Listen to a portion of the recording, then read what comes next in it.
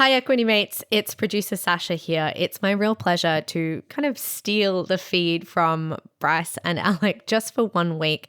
We have launched our 8th podcast at Equity Mates Media, and it's called The Dive. We've made the podcast we wished existed, which is essentially taking all the great business stories that are out there and presenting it in a fun, engaging way.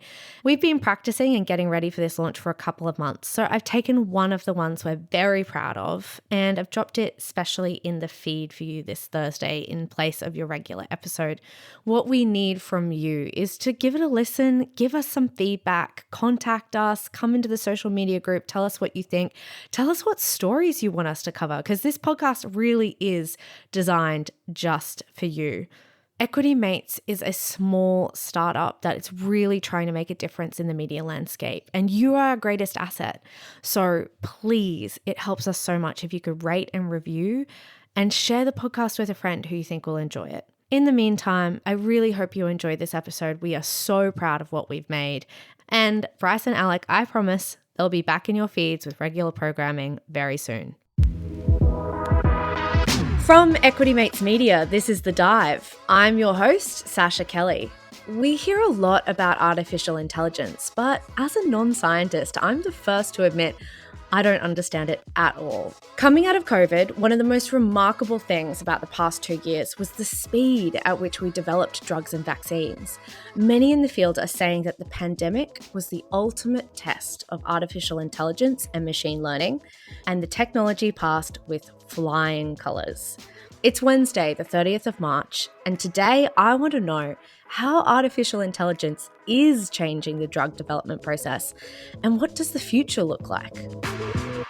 To help me understand this new and exciting field, and one that I have got to say I have absolutely no understanding of, I'm joined by my colleague and co-founder of Equity Mates, Alec Renahan. Alec, welcome. Hi, Sascha. Good to be with you today. It feels like we're both maybe a little bit out of our circle of competence, but I'm excited to explore it with you. I know, we're going to be swimming upstream today, but that's the exciting thing. We're going to find out something that we didn't know before. So, artificial intelligence, machine learning, drug discovery. Where do we even start with dissecting a topic this big and complex? As two non-scientists, we're going to tackle it in a very overly simplified way. I love that. If there's any scientists out there listening, tearing their hair out, we apologize. Well, you know what? We don't apologize. We're going to attack this in our own way. But I think this topic is something that everyone, scientists and non-scientists alike, should be really excited by. And to start with, Sascha, to frame this conversation, I want to take you back to the early 2010s and introduce you to 20-year-old Alec watching Vice documentaries while at university. I've got to say, 20-year-old Alec doesn't sound particularly cool right now, Alec. Honestly, 30-year-old Alec, not particularly cool either. But I remember in my university days watching a Vice documentary on the coming crisis in antibiotics and how scientists were searching the jungle for new compounds to develop new antibiotics to stay ahead of antibiotic-resistant bacteria. In terms of finding new antibiotics, nature offers the most promising new compounds. And the predictions were dire. According to some experts, antibiotic-resistant bacteria could kill 10 million people a year by 2050, surpassing cancer deaths. So, Sascha, as you can imagine, that scared 20-year-old me. That scares, 30-something-year-old me, so I can understand why it scared you back then too. And look, it's always stayed in the back of my mind, this idea that we're fighting a losing race against antibiotic-resistant bacteria, which is why I was so excited last year when I first learnt about a new antibiotic called Halicin. You've given me the perfect setup there to just say, all right, tell me about Halicin. The first new antibiotic to be discovered in nearly 30 years has been hailed as a game changer. Well, Halicin was the first antibiotic identified with artificial intelligence and machine learning. Now, it was a drug originally developed for diabetes, and it didn't do that well. It failed in testing. But in 2019, AI researchers at MIT found that it had potential to work as an antibiotic. In testing, it showed success against antibiotic-resistant strains of different bacteria. Now, Sascha, most exciting, because its mode of action, aka the way it kills bacteria in the body, is different to most traditional antibiotics, scientists suspect it could be difficult for bacteria to develop resistance to. I am still confused about how artificial intelligence is helping change the game. How is it working into this process? Well, the process of drug discovery is complex and expensive. And Sasha, one thing we're going to learn in this episode is the names of drugs and drug companies are difficult to say. I think their names are outside my circle of competence. But according to Tarconic, bringing a drug to market can cost approximately $2.8 billion and take up to a decade. Now, AI and machine learning can cut that cost and reduce that time. Instead of looking for a needle in a haystack, we can use the giant magnet of computing power to find many needles in multiple haystacks simultaneously. So you've given the numbers there, but how exactly does AI help in that process? So there are a variety of rabbit holes we can go down here, Sasha. We love rabbit holes. Scientists are currently exploring uses of AI at every stage in the drug development process. Drug discovery, preclinical trials, and clinical trials. But today, I think we focus on the drug discovery process, and really I want to focus on one word: data. Because over the past few years, there has been an explosion of data in biosciences because it has become much easier and cheaper to collect sequences of genes and proteins, and AI is just better at digesting huge data sets than humans. According to reporting from the Financial Times, AI can quickly identify many compounds in a relatively short period and at a quarter of the cost of traditional methods. That's amazing. Can you tell me about these companies? BioNTech, the $40 billion German pharmaceutical company that shot to prominence during COVID, has invested in this space. Their CEO has one of my favorite quotes about AI.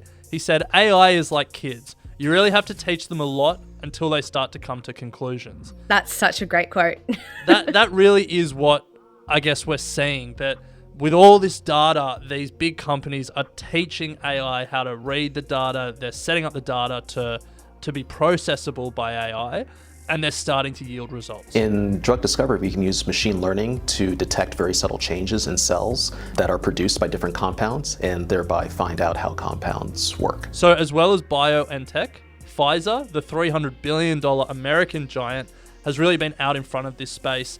In 2020, they realized the AI couldn't screen its libraries of 4.5 billion commercially available compounds. So it invested in cleansing this data, making it AI friendly, and now AI can scan this entire database in just 48 hours. Sanofi, a $116 billion French pharmaceutical giant, has embraced AI and is signing deals with 2 AI-focused startups. But Sasha, there's much more than 2 AI-focused startups out there. Funding for these startups has risen 3,800% in the past 5 years, now surpassing $2 billion a year.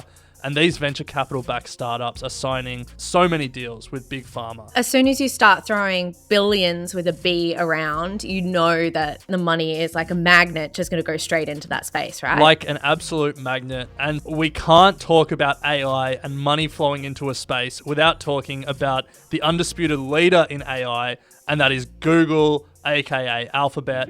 The latest emblem for existential dread is Google's DeepMind project, which created AlphaGo, an AI program that's become unbeatable at the most complex strategy game on the planet. Late last year, Alphabet announced it would use the research from its AI subsidiary, DeepMind, to create a new business, Isomorphic Labs, that's going to use DeepMind's AI to accelerate drug discovery, and they hope, well, I guess we all hope, ultimately find cures for some of humanity's most devastating diseases. What a sentence to finish on there, Alec. And as we said, it can't be an episode of The Dive without talking about Alphabet or Google. They seem to just pop up in every single story that we look at. Well, to be fair, a lot of our research for these episodes is on their platforms, so they deserve a mention. Look, we're going to take a quick break and hear from our sponsors, but afterwards we're going to go look at the returns from the investment in this space. And then also I'm going to get you to look into your crystal ball and imagine what the future will look like.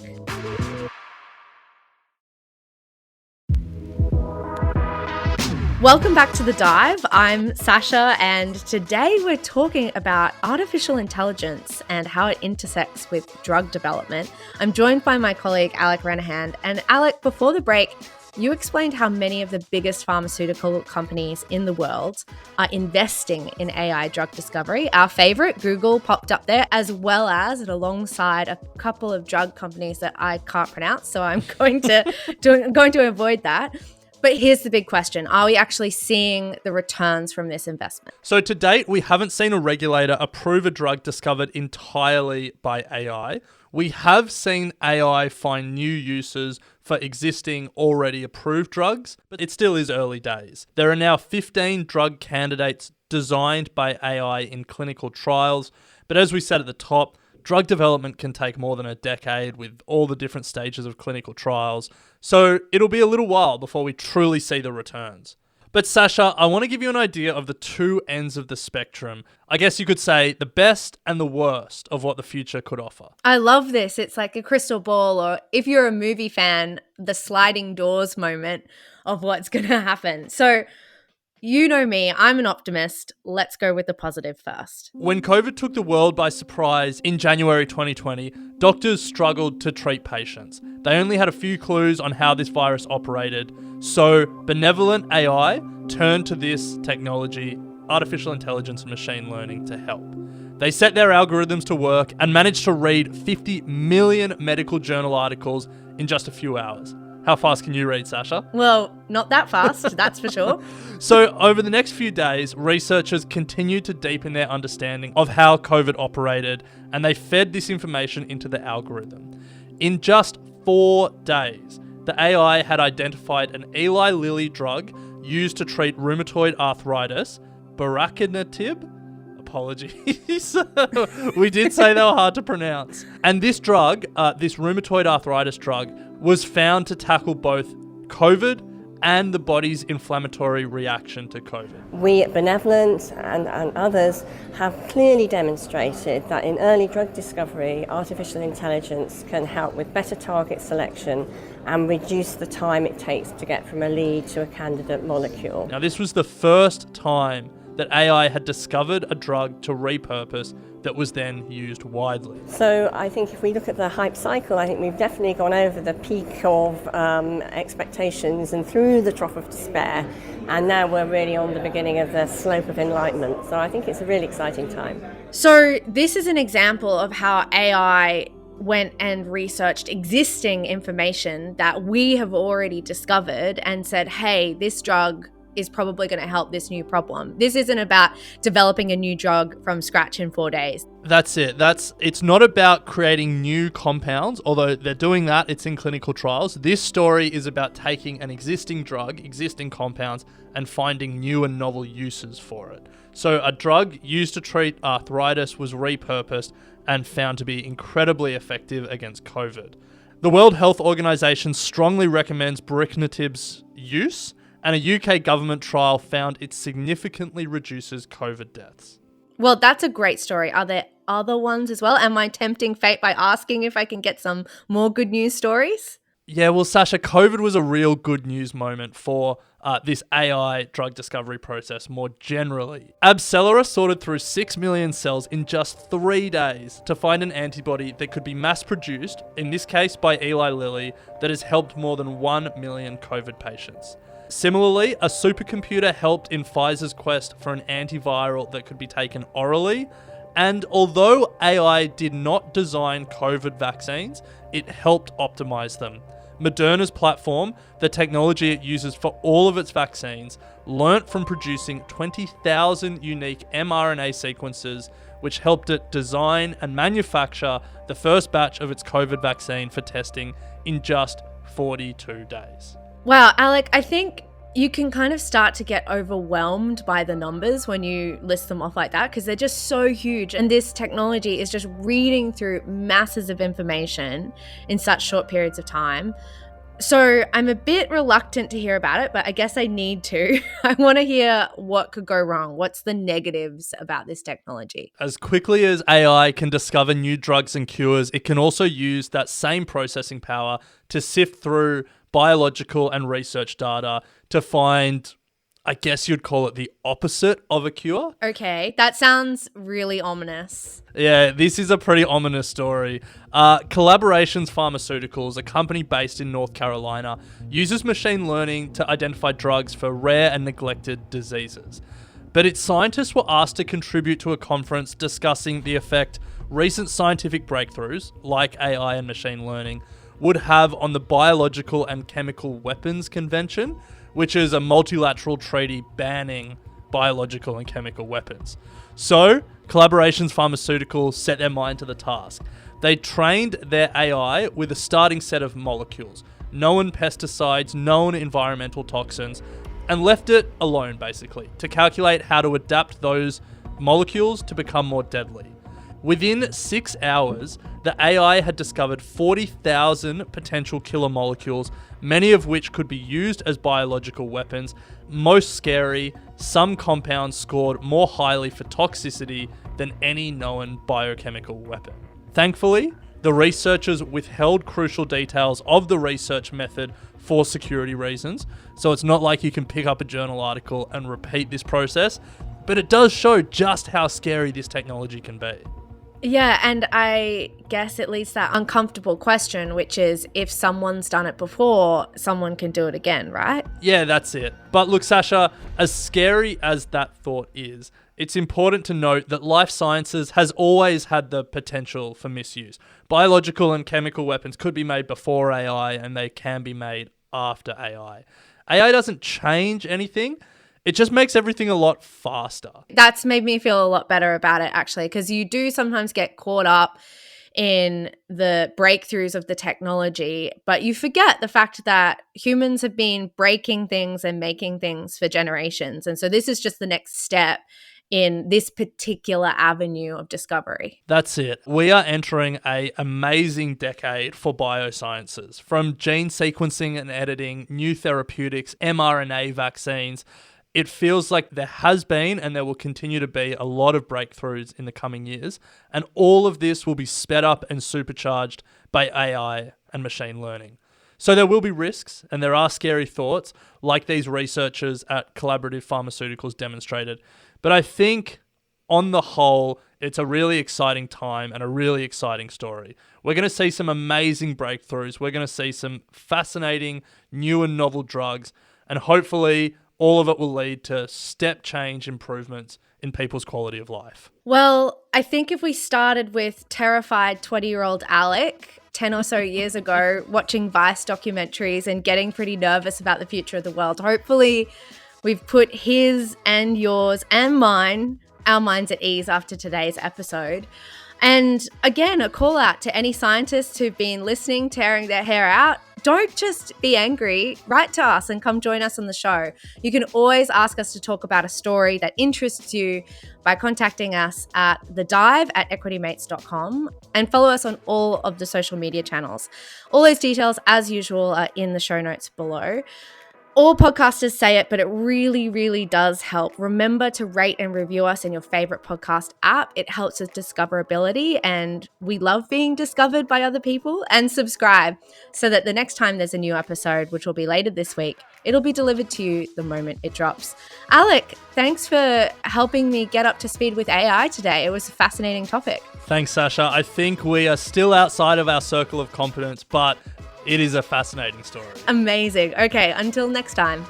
The Dive is a product of Equity Mates Media. In the spirit of reconciliation, Equity Mates Media and the hosts of The Dive acknowledge the traditional custodians of country throughout Australia and their connections to land, sea, and community. We pay our respects to their elders, past and present, and extend that respect to all Aboriginal and Torres Strait Islander people today. All information in this podcast is for education and entertainment purposes only. The hosts of The Dive are not financial professionals and are not aware of your personal financial circumstances. Before making any financial decisions, you should read the product disclosure statement and, if necessary, consult a licensed financial professional. Do not take financial advice from a podcast.